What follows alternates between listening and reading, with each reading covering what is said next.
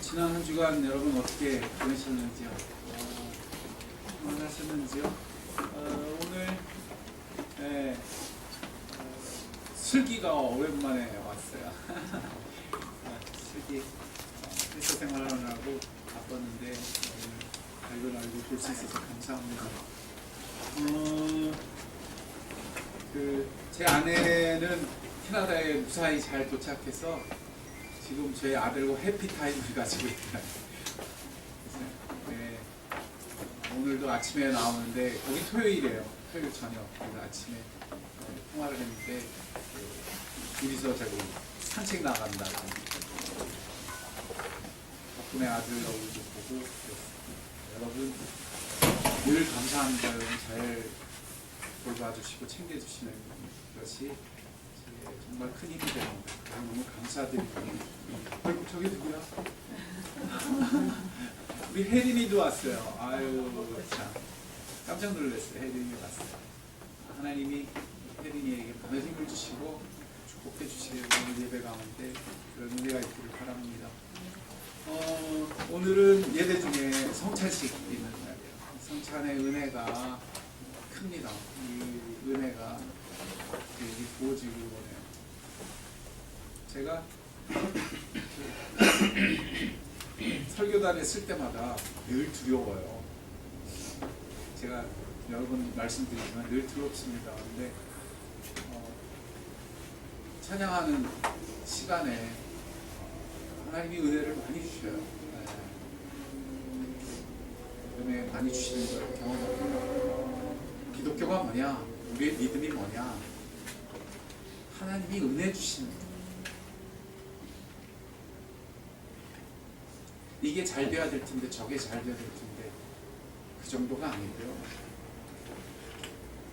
하나님이 내게 친히 오셔서 내게 은혜 주시는 사람. 오늘 예배 가운데 그런 은혜가 말씀 속에 찬양 속에 기도 속에 하나님이 허락하심을 믿으시기 바랍니다. 오늘 하나님이 우리에게 주시는 말씀은 사무엘하 12장 1절로 15절의 말씀입니다. 지난 시간 다윗이 큰 범죄했죠. 바스바 사건.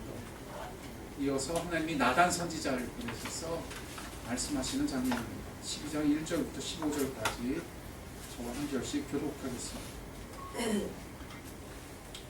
여호와께서 나단을 다윗에게 보내시니 그가 다윗에게 가서 그에게 이르되 한 성읍에 두 사람이 있는데 한 사람은 부하고 한 사람은 가난하니 가난한 사람은 아무것도 없고 자기가 사서 기르는 작은 암양 새끼 한 마리뿐이라. 그 암양 새끼는 그와 그의 자식과 함께 자라며 그가 먹는 것을 먹으며 그의 잔으로 마시며 그의 품에 누움으로 그에게 딸처럼 되었거늘 어떤 행인이 그 부자에게 오매 부자가 자기에게 온 행인을 위하여 자기의 양과 술을 맡겨 잡지 아니하고 가난한 사람의 양새끼를 빼앗아다가 자기에게 온 사람을 위하여 잡아다니 아니하니. 다윗이 그 사람으로 말미암아 노하여 나단에게 이르되 여호와의 살아계심을 두고 맹세하노니 이 일을 행한 그 사람은 마땅히 죽을 자라. 그가 불쌍히 여기지 아니하고 이를 행하였으니 그 양새끼를 내게 하나 가져와 주어야 하니라 한지라. 나단이 다윗에게 이르되 당신이 그 사람이라.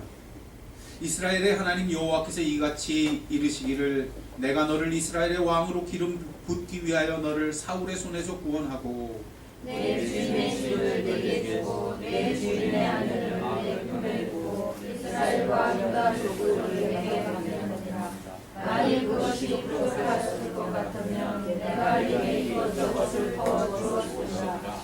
그러한데 어찌하여 네가 여호와의 말씀을 업신여기고 나 보기에 악한 일을 행하였느냐.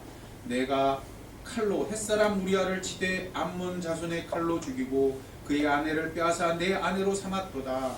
이제 내가 나를 업신여기고 햇사람 우리아의 아내를 빼앗아 내 아내로 삼았으니 칼이 내 집에서 영원토록 떠나지 아니하리라 하셨고.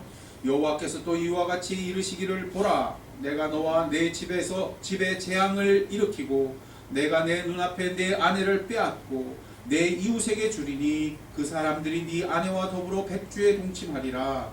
너는 우리는 말씀하 나는 온 이스라엘 앞에서 백주에 이르느니라 하셨나이다. 다윗이 나단에게 이르되 내가 여호와께 죄를 범하였노라 하매 나단이 다윗에게 말하되 여호와께서도 당신의 죄를 사하였나니 당신이 죽지 아니하려니와. 이로 말하면 여호와의 정사가 크게 비방할 것을 어찌하였으니 당신이 나단에가 반드시 죽으리라 하고. 함께 봅니다. 나단이 자기의 집으로 돌아가니라. 기도하겠습니다. 아버지 하나님, 다윗을 통하여 이처럼 크게 기록하신 이 말씀이 오늘 우리의 심령 가운데 들을 때 하나님 음성이 되게 하시고 하나님 말씀이 되어 우리의 영혼을 깨우며 하나님이 우리와 친히 함께 하시는 복된 시간이 되게 하여 주옵소서. 이 말씀이 우리 가운데 역사할 때 주님의 역사가 일어나게 하시고 이 말씀이 우리 마음에 심길 때 주님이 친히 사역하심이 우리를 변화시키는 은혜의 말씀이 되게 하여 주옵소서. 오직 성령께서 우리를 주관하여 주시옵소서. 감사함이 예수님의 이름으로 기도드렸습니다. 아멘. 다윗의 이런 이야기들은 다윗은 얼마나 위대한 인물인가, 다윗은 어떤 삶을 살았는가 하는 것을 우리에게 전해주기 위한 기록이 아닙니다. 이것은 전적으로 하나님께서 다윗을 통해서 우리에게 말씀하고 싶으신 것이 있기 때문에 기록된 것입니다.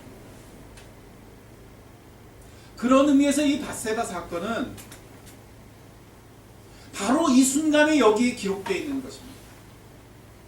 바로 이 순간에 무언가 중대한 메시지가 있기 때문에 하나님이 바로 여기에서 이 밧세바 사건을 통해 말씀하시는 거예요. 다윗이 이스라엘의 높은 왕자에 매우 성공적으로 앉은 그 순간에 그가 정말 하나님을 위해 하나님의 성전을 짓고 싶어 했을 그때, 그러나 또한 하나님이 말씀하시되 네가 나의 집을 세우는 것이 아니라 내가 너의 집을 세워야 해 라고 말씀하셨던 바로 그 순간에 이런 말미암아 이스라엘 왕국 가운데는 하나님이 친히 일하시며 놀랍게 이스라엘 왕국이 세워지고 있는 그 순간에 그 정상에서 그 놀랍게 날아오른 그 꼭대기에서 이 밧세바 사건이 일어납니다. 순식간에 추락하는 것입니다. 밑도 끝도 없는 낭떠러지 아래로 곤두박질 쳐서 떨어져 내립니다. 바로 그 순간에 이제 하실 말씀이 필요하기 때문에 이로써 분명히 우리에게 알게 하려 하시는 것입니다. 무엇입니까? 그 심각한 메시지가 도대체 무엇입니까? 그래서 오늘 나단 선지자가 등장하는 겁니다. 나단 선지자는 나타나서 매우 특별한 방식으로 하나님의 말씀을 우리에게 전해줍니다. 이게 다윗이 그냥 무엇을 잘못한 일이고 다윗이 잘잘못을 가려야 하는 그 정도 일이라면 당신 잘못했습니다 그렇게 말했겠지만, 당신이 왜 우리아를 죽이고 밧세바를 빼앗았습니까? 라고 심판했겠지만 그렇게 시작 안 합니다. 어떻게 시작합니까? 비유를 얘기합니다. 이건 매우 독특한 방식입니다. 부자하고 가난뱅이 얘기를 꺼냅니다. 나단이 와서 그러는 거예요. 다윗한테. 소도 양도 굉장히 많은 부자가 있었어요. 그런데 같은 동네에 딸랑 어린 암양 하나만 가지고 있는 가난뱅이가 살고 있었어요. 몹시 양을 아꼈죠. 그런데 부자가 그 많은 것을 가진 사람이 자기 집에 손님이 오니까 자기 양을 잡은 게 아니라 옆집에 바로 이 가난뱅이 어린 그 사랑하는 어린 암컷 양을 빼앗아다가 손님을 접대했답니다. 나단이 나타나서 왜 이런 식으로 말합니까? 왜 비유라고 하는 이런 방식을 사용합니까? 여기는 중대한 메시지가 있습니다. 이것은 굉장한 폭발을 일으키려고 하는 겁니다. 뭘 일으키려고 해요? 잊지 마세요. 그냥 잘못했다고 지적하고 판단하기보다는 무언가 의도적인 것입니다. 폭발하듯이 터뜨려야 하는 무언가가 있는 것입니다. 이것은 예수님이 사용한 방식에도 그대로 드러납니다. 예수님은 이 땅에 오셔서 사역하실 때, 말씀을 전하실 때 그냥 전하신 게 아니라 수많은 비유를 사용하십니다. 때로는 장사하는 얘기 하시고요. 때로는 과수원에서 일하는 사람들 얘기도 하시고요.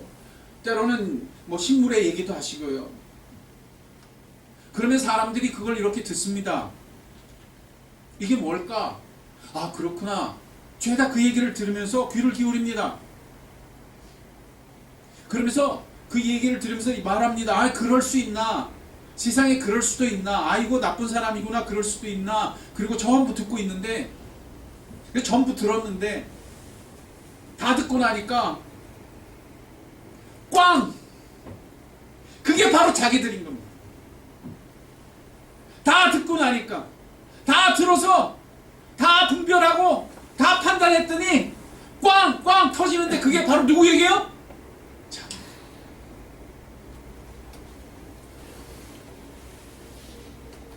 다윗이 말합니다. 세상에 그런 일이, 그런 죽어야 마땅할 인간이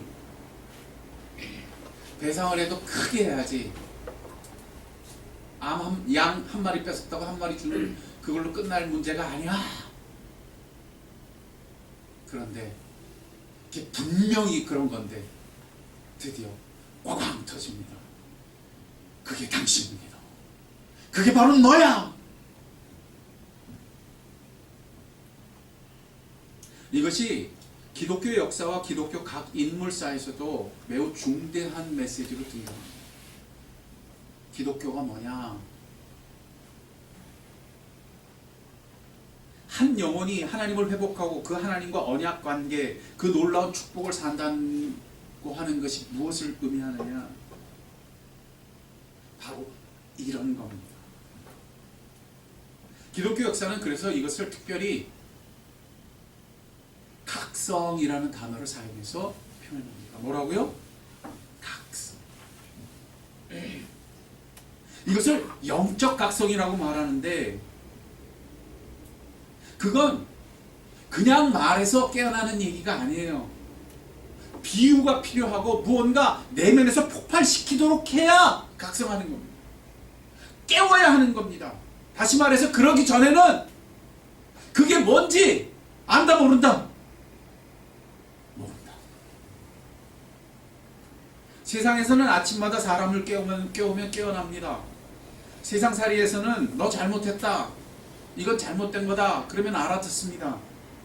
그런데 유독 놀랍게도 영적인 문제에 있어서는 안 그러는 겁니다. 그래서 폭탄이 필요합니다. 비유가 필요합니다. 무언가 그 내면 깊이 들어가서 그 내면으로부터 폭발시키지 않고는 변하지 않는 겁니다. 폭발시키지 않고는 깨어나지 않는 겁니다. 그래서 영적인 다이너마이트 같은 것이 필요하다는 사실입니다. 그래야 인간은 깨어납니다. 그래야 그 인생은 비로소 깊이 깨어납니다. 다윗은 그래서 깨어나는 사람입니다. 이 폭발은 그래서 그의 내면 전체에서 폭발합니다. 밧세바 사건을 저지른 그것이 단지 밧세바 사건의 일탈, 내가 이거 실수했어, 실패했어, 그 정도가 아니라, 그가 이건 내가 여기서 잘못한 거야, 그 정도가 아니라 그의 내면 깊은 곳에서 다이너마이트처럼 터지는 겁니다. 그리고 그의 영혼은 놀랍게 각성하게 하시는 겁니다. 이것이 다윗의 이야기 속에 매우 중대한 메시지로 들어있는 겁니다. 시편 51편에 바로 그런 다윗의 폭발한 모습이 보입니다. 그는 이 사건을 통해서 이렇게 고백합니다. 내가 주께 범죄했습니다.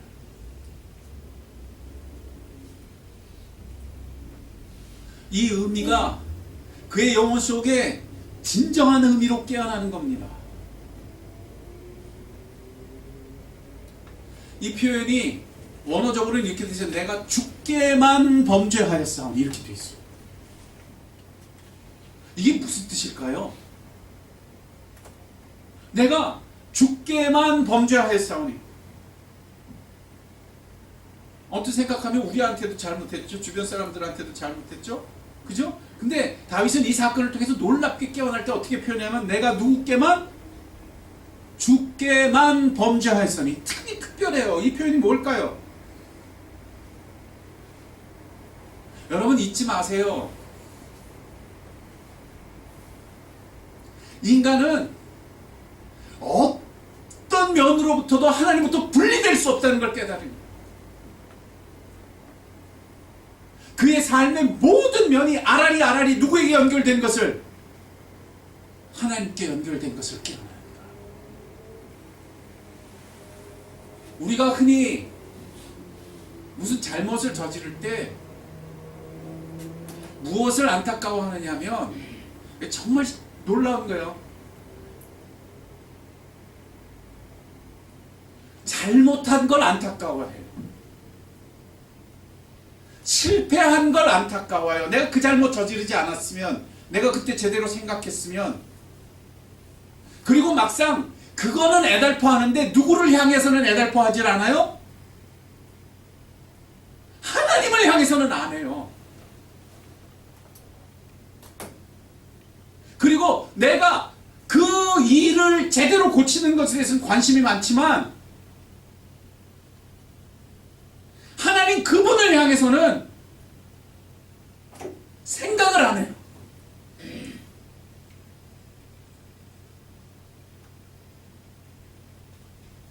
그래서 다윗의 이 표현은 그냥 자신이 실패하거나 실수한 것을 애달파하는 것이 아니라 하나님을 향해 전적으로 깨어나고 있는 것을 보여줍니다. 어떻게 깨어납니까? 깊이 깨어나는 겁니다. 내면에서 깊이 깨어나는 겁니다. 여러분, 우리가 광산에서 굴을 팔 때 다이너마이트를 터뜨리면 굴을 안쪽을 더 파고 들어가죠. 나단이 와서 그 이야기를 다이너마이트처럼 다윗한테 들려줬을 때 다윗이 전부 들으면서 아 이거 나빠 그러다 그게 어디서 터졌어요? 자기한테 터지죠. 나구나. 그러면서 그는 어디로 파고 들어가요? 굴을 파고 들어가다 하나님을 향해 깊이 깨어나. 그저 잘해야지 잘 살아야지 이 문제가 아니구나.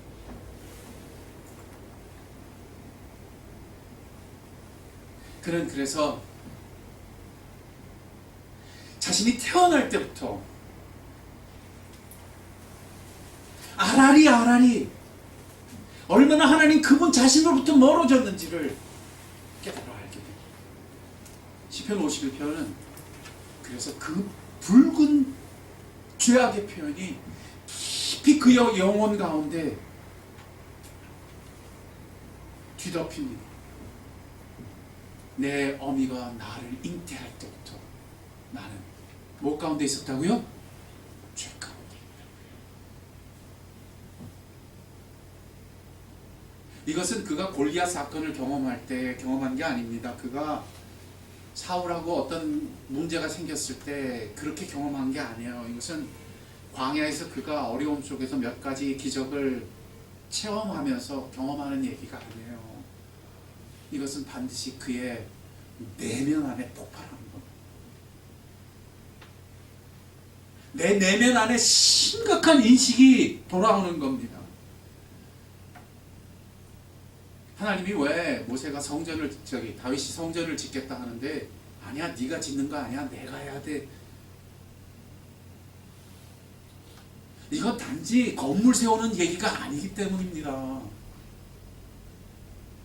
이것은 그의 내면 깊은 곳으로부터 변화되어 그 언약이 이루어져야 하는 것이기 때문입니다. 이로 말미암아 그는 정말 하나님의 소유로 세워져 나아가는 것. 하나님은 그의 하나님으로 세워지시느냐.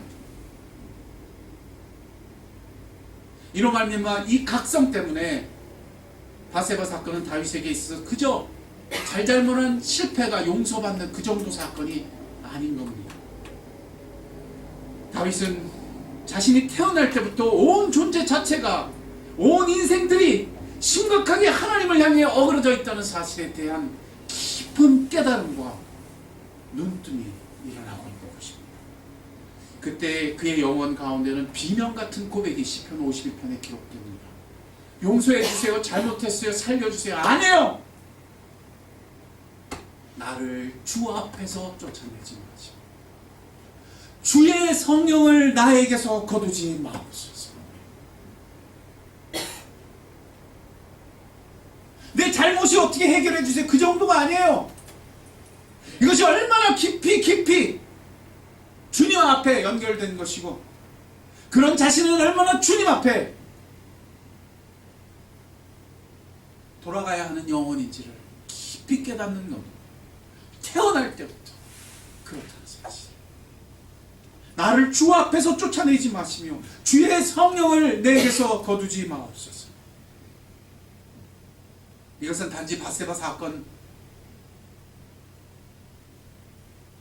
그 법정의 문제가 해결되는 그 정도 문제가 아니었습니다. 그로 말미암아 이제 내가 실패 안 하고 실수 안 하는 그런 인생이 되는 것이 아니었습니다. 이것은 하나님을 향해 깨어나는 것이었습니다.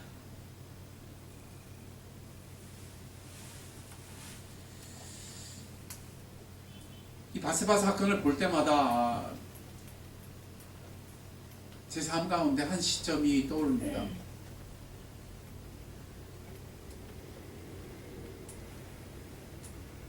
제가 몸이 아파서 병원에 입원했을 때요. 그때 몸이 아프니까 진짜 회개하게 되더라고요.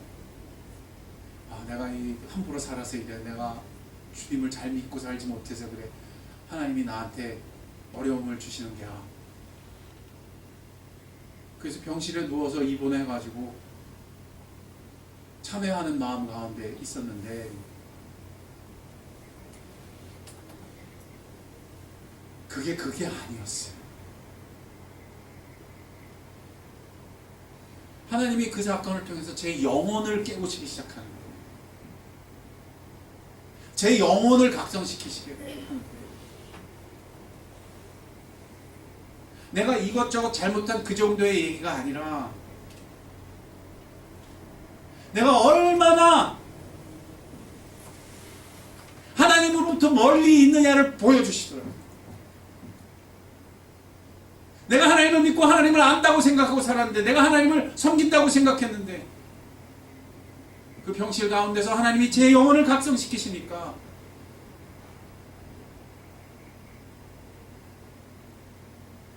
저한테는 그 표현이 이거였어요. 내가 하나님을 모르는구나. 내가 예수 그리스도를 알지 못하는. 그때부터 울기 시작했어요. 뭐 때문에 울었을까요? 제게 어려움이 닥쳐서? 제가 잘못해서 이런 일이 벌어졌기 때문에? 아닙니다. 영혼 깊은 곳에서 하나님이 건져내시는데, 알게 하시는데, 하나님 때문에 울기 시작했어요. 병 때문에 운 게 아니에요. 누구 때문에 울기 시작했어요? 하나님 때문에 울기 시작했어요. 그때 제 열망은 주님을 알고 싶은 것이었어요. 내가 주님을 모른다는 사실을 깨닫게 했을 때 주님을 아는 사람이 되어야 하겠다는 것이었어요. 나 안다고 생각했는데, 나는 주님을 섬긴다고 생각했는데, 나는 정말 3대째 믿음인데 어린 시절부터 교회를 다녔는데 정말 대단한 교회, 대단한 목회자들 밑에서 신앙생활했고 잘했는데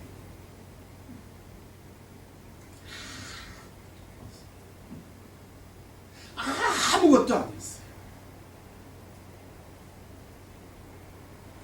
그때 영혼의 열망은 한 가지 향해 깨어납니다. 내가 주님을 모르고 내가 주님을 알지 못해.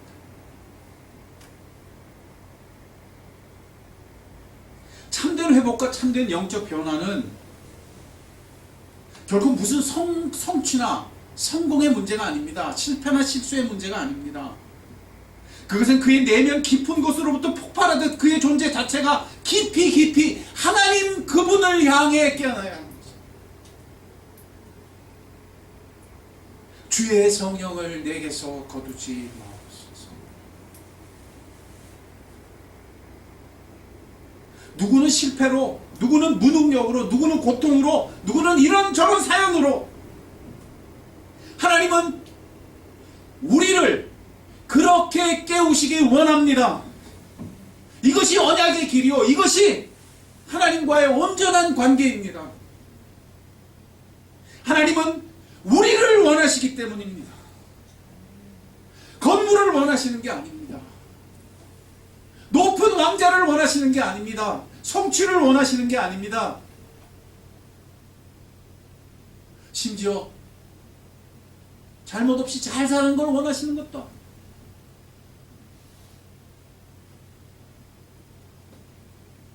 하나님은 상한 심령이어도 좋다 하십니다. 내가 원하는 것은 번제가 아니야. 상한 심령이야. 이것이 다윗이 밧세바 사건을 통해 붙잡는 그 꼭대기 체험입니다. 번제도, 제물도, 선물도 다른 어떤 좋아 보이는 것도 아니었습니다. 하나님은 나를 원하십니다. 참 놀랍죠? 이렇게 나를 원하는 하나님은요,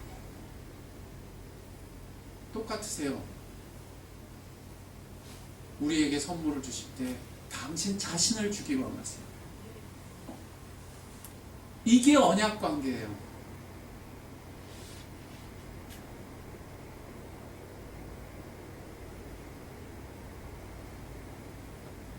다윗이 그 열망에 제대로 깨어나는 거예요.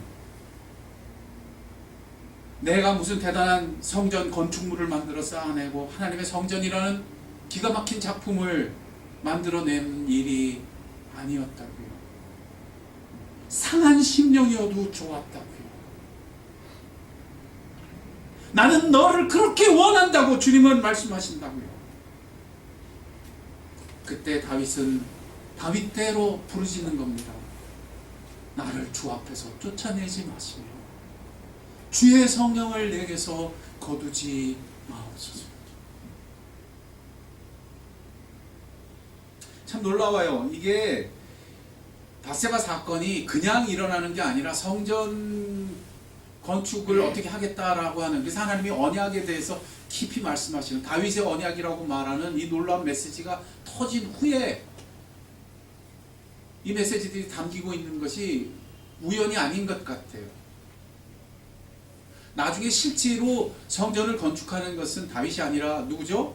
솔로몬이죠. 솔로몬이 성전을 건축했을 때 그 성전이 건축되면서 솔로몬이 하나님한테 하는 기도, 역대하 6장 7장에 걸쳐서 나오는데요. 솔로몬의 기도 내용도 그렇고요. 하나님이 그 성전이 건축되었을 때 솔로몬에게 다시 나타나셔서 친히 말씀해 주시는 내용을 봐도 기가 막혀요. 그 내용은 이렇게 되어 있습니다. 내 이름으로 일컫는 내 백성이 그 악한 길에서 떠나 스스로 낮추고 기도하며 내 얼굴을 구하면 내가 하늘에서 듣고 그들의 죄를 사하고 그들의 땅을 고칠지라. 성전이 그런 거라. 성전을 통해서 성전이 건축되었을 때 하나님이 솔로몬한테 응답하시며 하시는 말씀, 그 성전은 어떤 것이냐? 내 이름으로 일컫는 내 백성이 그 악한 길에서 떠나 스스로 낮추고 기도하며 내 얼굴을 구하면 내가 하늘에서 듣고 그 죄를 사하며 그들의 땅을 고칠지라.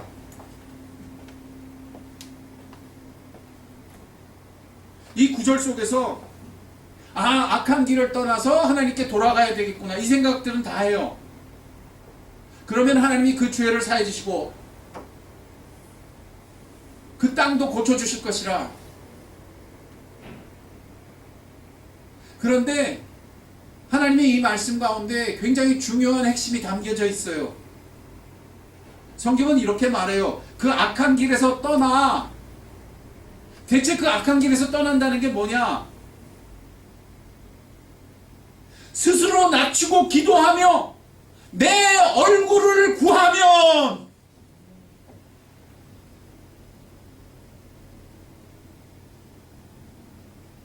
우리의 잘못을 고치는 정도가 아니에요. 그 악을 통해서 스스로 낮추어 기도할 때 누구의 얼굴을 구해야 돼요? 내 얼굴을 구하면.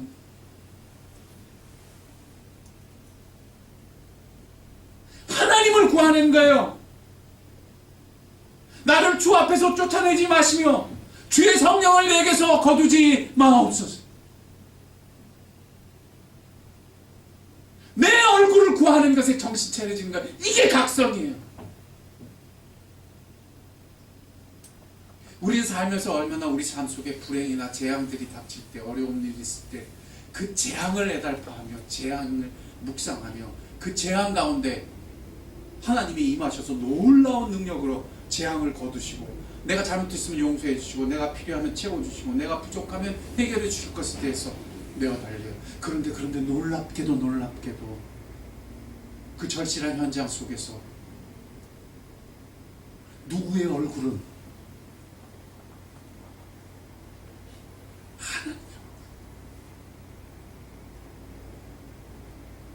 하나님 그분 자신을 구합니다.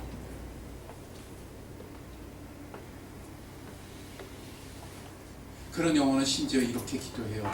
주님, 이 문제가 내게 해결되지 않을지라도, 이 병이 내게서 떠나가지 않는다 할지라도, 내게 지금 가장 갈급한 것은 누굽니다? 그 얼굴빛이 내게 비춰지고 내가 주님을 볼 수 있는 그것입니다.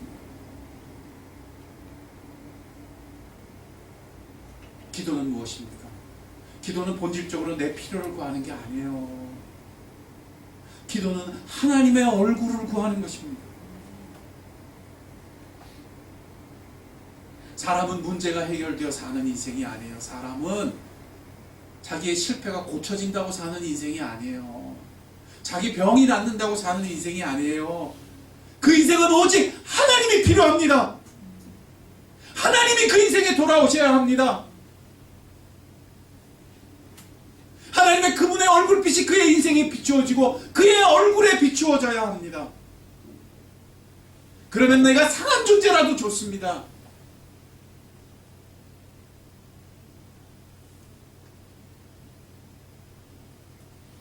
하나님이 내 삶에 계시기 때문입니다. 내가 하나님 안에 있기 때문입니다.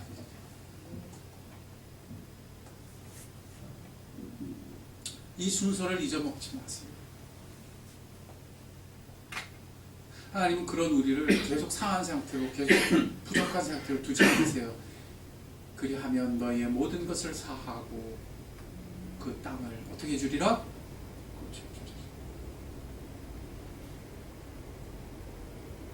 이걸 또 이렇게 우리는 정말 계산이 빨라가지고 이렇게 계산할 때가 많죠. 아, 그렇구나. 그렇게 하면 고쳐주겠구나. 거기가 핵심이 아니에요. 그것은 하나님이 회복됐다는 증거요, 부산물 같은 거예요.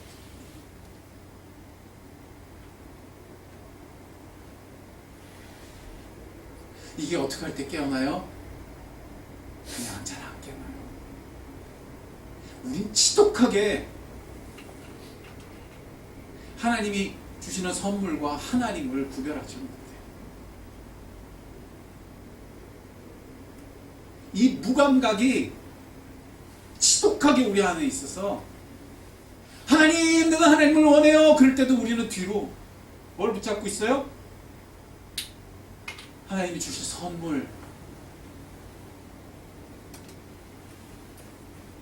그러면서 자신은 하나님을 구한다고 생각하지 그 선물을 기대한다고 꿈에도 생각하지 않아요. 어떨 때만 터져요? 내면 안에서 깊이 터져야 돼요. 이게 성령님이 주시는 은혜예요. 나구나! 그게 나구나! 내가 지금 거기에 있구나!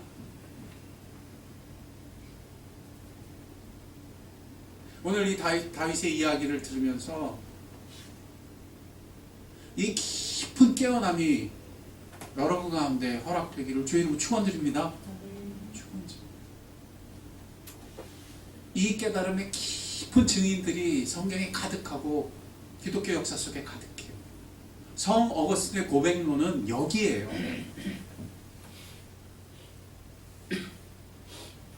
자기가 정말 하나님 앞에 죄인 된 것을 로마서 13장을 처음 피면서 밀라노의 한 정원에서 애들의 노랫소리에 껴 로마서 13장을 피면서 한 거예요.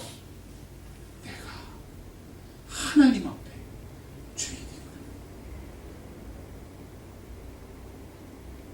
그가 그것을 깨달았을 때 무엇을 고백합니까? 참 놀랍죠? 죄를 묵상하거나 실패를 묵상하거나 필요를 묵상하는 게 아니라 참 놀라워요. 이렇게 표현해요. 그 고백론의 핵심이에요.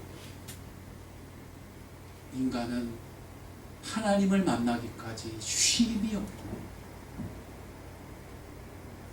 인간이라는 존재는 누구를 만나기까지 이것이 하나님의 얼굴이에요. 이것이 하나님 그분 자신이에요.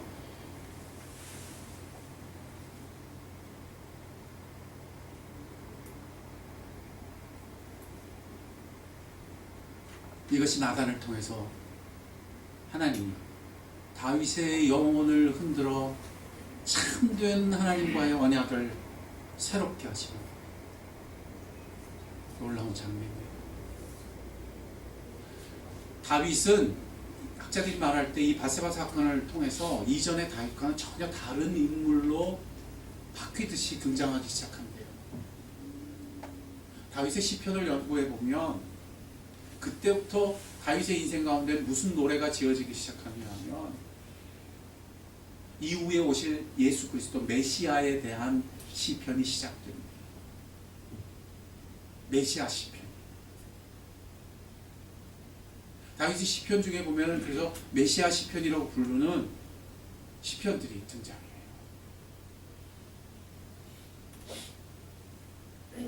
이런 기막힌 분기점이 시작됩니다. 오늘 이 바세바 사건을 통해서 우리가 정말 무엇에 대해 눈떠야 하는지, 어떤 구별이 있어야 하는지, 내 영혼 속에 이런 폭발 같은 깨어남이 하나님 앞에 필요한지, 정말 하나님 앞에 나아가 기도하는 여러분이 되시길 주의 이름으로 축원드립니다. 어려움을 만날 때마다 그분의 얼굴을 구하는 사람으로 기도하세요. 여러분의 삶이 어떤 처지, 어떤 상황을 만날 때마다, 심지어 여러분이 어떤 큰 실패를 경험한다 할지라도 거기서 우리는 오직 하나님을 향해 깨어나는 자가 되어야 할 줄로 믿습니다. 성령의 이런 은혜가 우리의 영혼 가운데 주어져 있는 것을 믿으시고 기도하시는 여러분이 되시길 주의 이름으로 축원드립니다. 함께 기도하겠습니다. 여러분, 기도하실 때는 바로 어디에 손을 얹고 기도했으면 좋겠어요. 나는 나의 실패나 나의 어려움이나 심지어는 나의 필요나 나의 병듦이나 이런 것들을 경험할 때 얼마나 이 구별이 없었는지, 나는 하나님의 손을 구하면서도 하나님의 얼굴을 구한다고 여기며 살았는지, 하나님 내 삶 가운데 이 온전한 깨어남이 있게 해주실 때 주님이 상한 심령도, 그 번제가 아니라 바로 이 상한 심령도 원하시는 분이시라는 사실일 때 하나님이 바로 그렇게 나를 원하시고 나도 그렇게 하나님만을 원하기를 기대하신다는 사실일 때 오늘 우리가 기도할 수 있기를 바랍니다. 같이 기도하겠습니다. 아버지 하나님 감사합니다. 아버지께서 오늘 우리를 향하여 들려주시는 이 메시지가 우리의 영혼 가운데 영혼 깊이 울리는 하나님의 음성이 되기를 원합니다. 나단을 통해 말씀하실 때에 다윗의 영혼 가운데 이 깊은 폭발이 그 내면의 영혼 가운데 깊은 구를 뚫고 들어가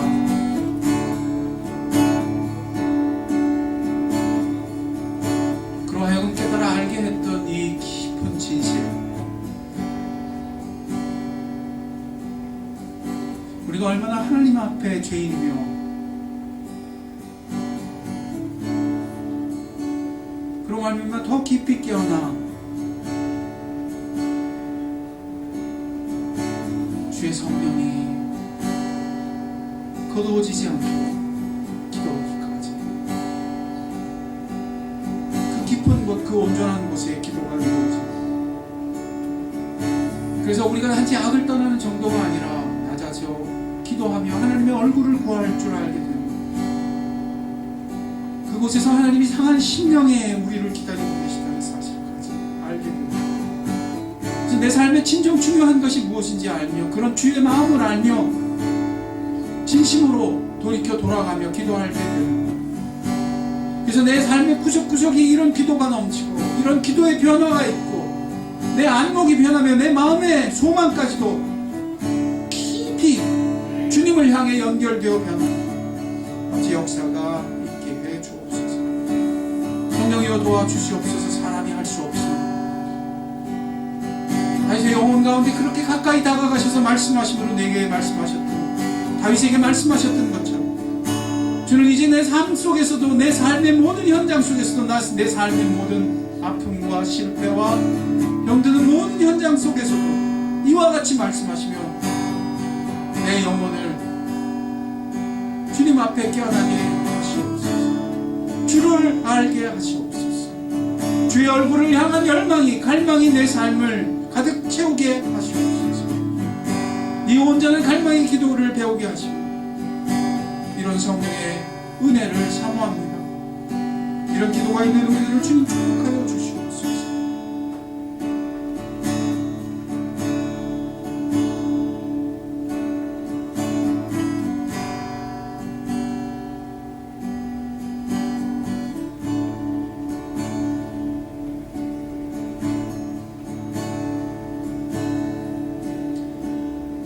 우리 다 표현 못해도 찬양 좀 합시다.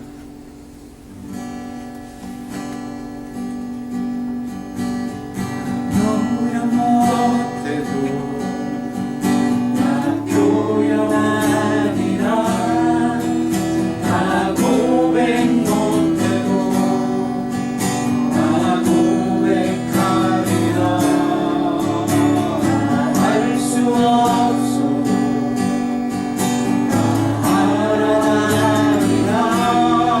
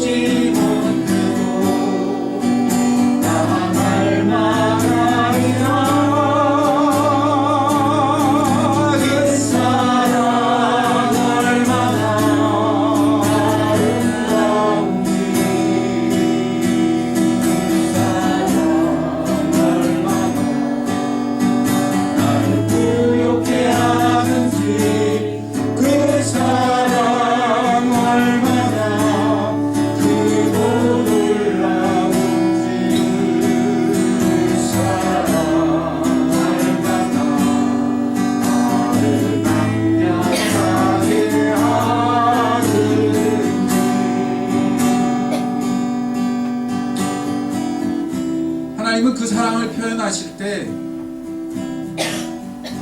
우리가 굉장히 잘 나갈 때, 우리가 굉장히 영광스러울 때가 아니라 이토록 실패하고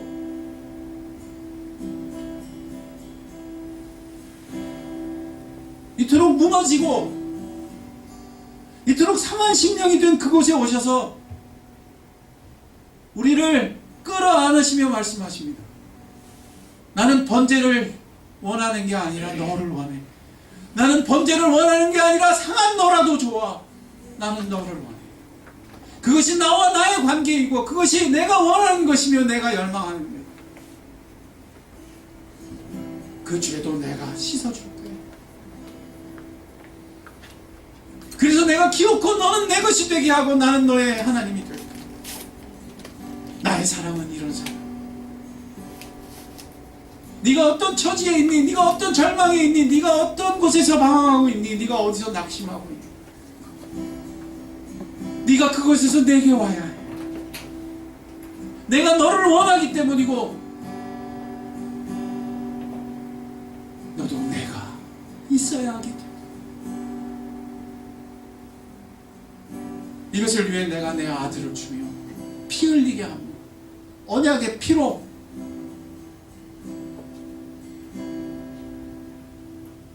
너를 붙잡고 있어요. 오늘 주님의 이 음성 속에 깨어나 그 주님께 좀 동의합시다. 주님, 제가 여기 있습니다. 주님이 저를 원하시는 것, 상한 심령이라도 좋다 하셨으니 제가 주님을 붙잡습니다. 제가 주님께 응답합니다. 그 사랑에 응답합니다. 여러분 정말 진심으로 좀 기도합시다. 기도하겠습니다. 사랑과 은혜가 충만하신 주님 감사합니다. 이 깊은 곳에서 주님께 나아가며 온전히 나아가며 내 존재 자체가 온전히 주님 것이 주님의 입되기를 원합니다. 이런 온전한 기도가 있는 영혼들을 주님 더 밝게 더 온전하게 각성시키실 때 주님이 우리를 온전히 만나 주시옵소서.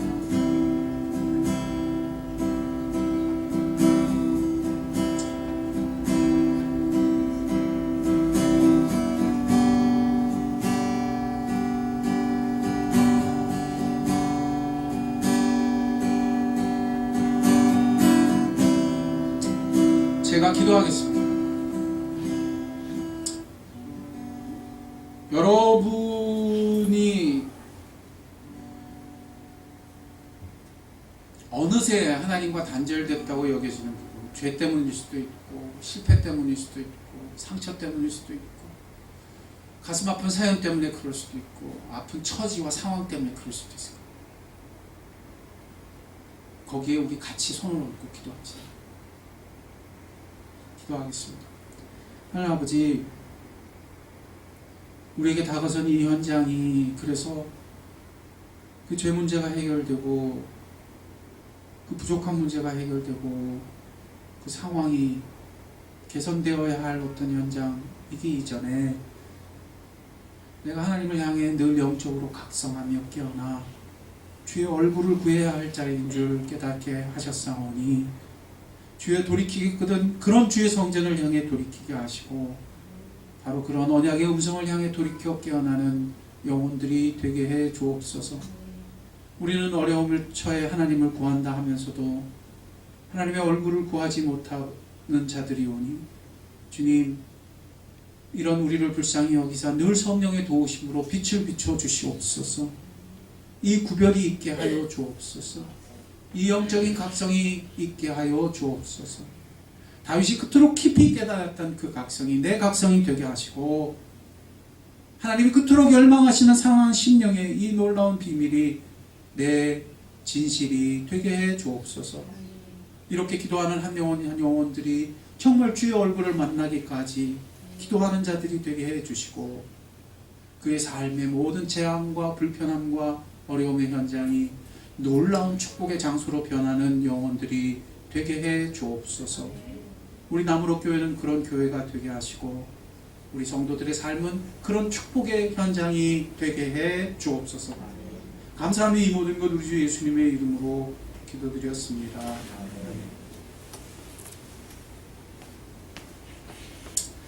이제 성찬식을 하는데요.